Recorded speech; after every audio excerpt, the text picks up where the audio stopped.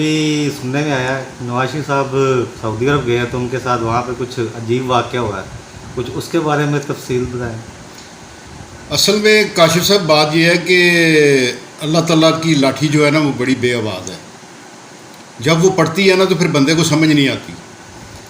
ये इनके साथ जो हुआ है ना, ये आप समझे कि ये एक मकाफात अमल है। इन लोगों ने जो लोगों के साथ, पाकिस्तान के साथ जो ब्लंडर किया है, जो पाकिस्तान के लोगों के साथ इन्होंने जो जुल्म किए हैं, ये सब उसी का किया दर है। ये सिर्फ जो इनको ये बाउंस बैक आ रहा है ना, ये सिर्फ उसी की वजह है कि इनके साथ ये सारे पूरी दुनिया में इनको बदनाम हो रहे हैं। ये खुद हो रहे हैं, किसी ने नहीं इनको बदनाम किया, ना कोई इसको किसी की ज़रूरत है किसी को बदनाम कर सकता है।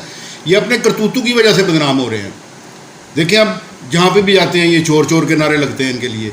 अब वो कल मरियम का बेटा, वो भी मस्जिद नबी में कहीं घूम रहा था, तो वो एक औरत ने खड़ा करके उनको कहा कि जी आप मरियम के बेटे हैं, अच्छा आपका ख़ानदान चोर है। तो वो परेशान है, अब वो कहाँ जाएं, क्या करें। और अचंभे की बात यह है कि देखिए, अल्लाह के घर जाके आप ईद उल फितर भी अदा ना कर सकें, ये कितनी अजीब सी बात है। अफसोस का मुकाम, अफसोस का मकाम है, इतना अफसोस का मकाम है कि मैं समझता हूँ कि अल्लाह पाक नाराज़ है इनसे।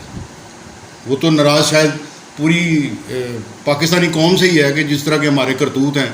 दुनिया में कोई ऐसी बुराई नहीं है जो हम में नहीं पाई जाती, लेकिन फिर भी अल्लाह ताला गफूरुर रहीम है, वो हमें नवाज रहा है, हमें दे रहा है।